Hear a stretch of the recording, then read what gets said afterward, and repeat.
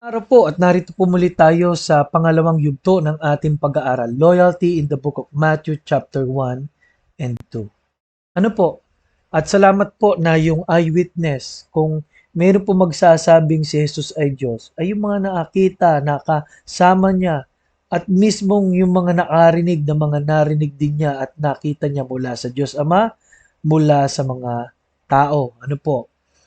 Ay nakakalungkot po, may mga taong nagsasabing si Jesus ay tao lamang, no? Nagkatawang tao, no?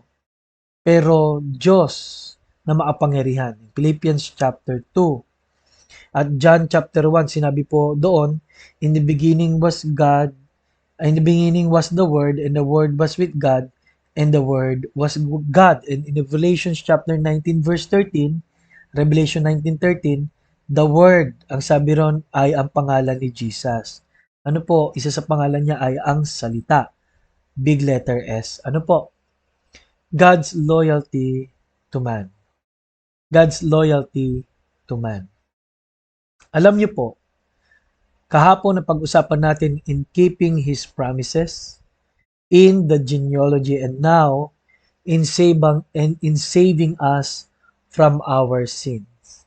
In saving us from our sin. Loyalty from heaven to the cross to the grave. In verse number 25, ang sabi po rito, and knew her not till she had brought her firstborn son, and called his name Jesus. Matthew 1:25, and knew her not till she had brought forth her firstborn son, and called his name Jesus.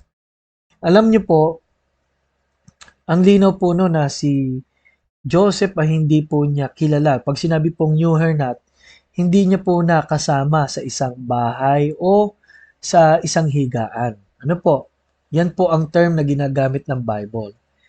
Kaya malinaw po dyan na ang Jose po at ang Maria ay nag-ingat. Kaya nga si Joseph po ay nagsabing hindi, gusto ko po siyang at tanggihan kasi alam niyo nung araw, bukod po sa kahihiyan ay sa batas po ni Moses ay babatuhin hanggang sa mamatay yaong nagkasala ng pangangalo niya.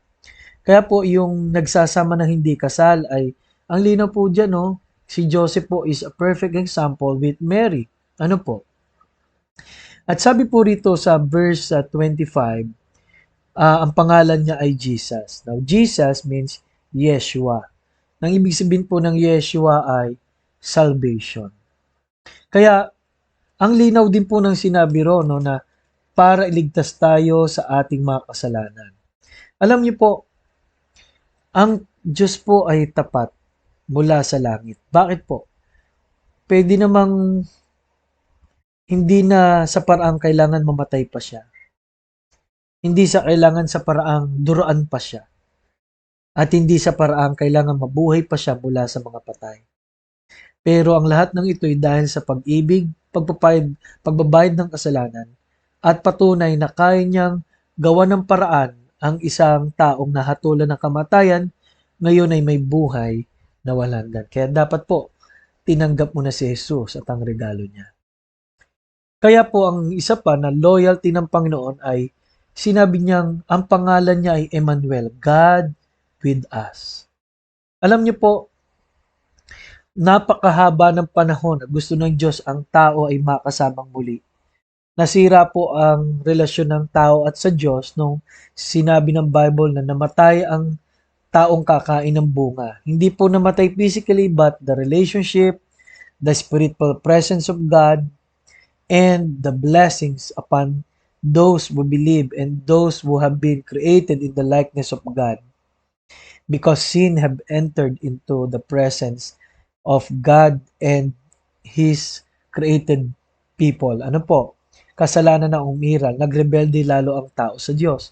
At ngayon, God with us. Sa sino mang sumampalataya ay binigyan ng karapatang maging anak ng Diyos at Efeso 1:13, ang Espiritu niya ay itinatak sa atin.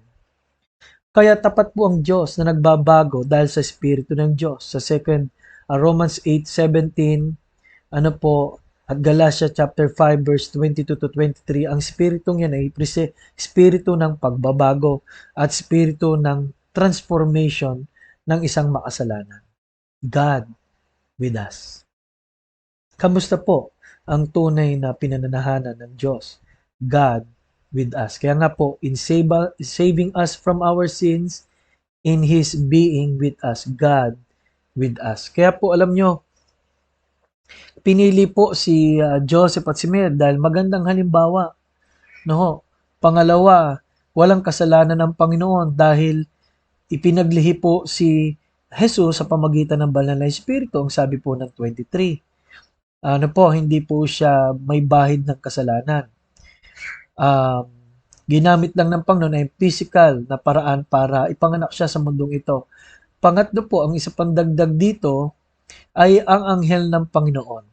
Laging nagpapaalala at kaya ngayong ang banal na Espiritu ay nasa atin na, ang sabi po ng John 15, siya po ang tagapagturo at tagapagpaalala.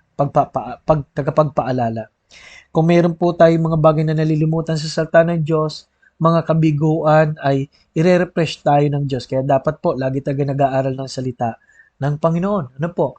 Kaya salamat po in His being with us and in saving us from our sins. Malaki po ang nakalipas na mga pag-aaral natin na ginawa ng Diyos. Sanctified, justified, glorified. Yan, mga napag-usapan na po natin yan. Kaya salamat po sa Diyos na tapat po siya sa kanyang pangako, sa mga saling lahi, sa ating kasalanan, at sa pagsama niya sa atin. Bukas po sa part number 3 ay ang kanyang proteksyon at pag-iingat. At dapat siyang sambahin. Maraming salamat po. Ito po si Pastor Paul Borahang nagsasabing kailangan natin ang Panginoon.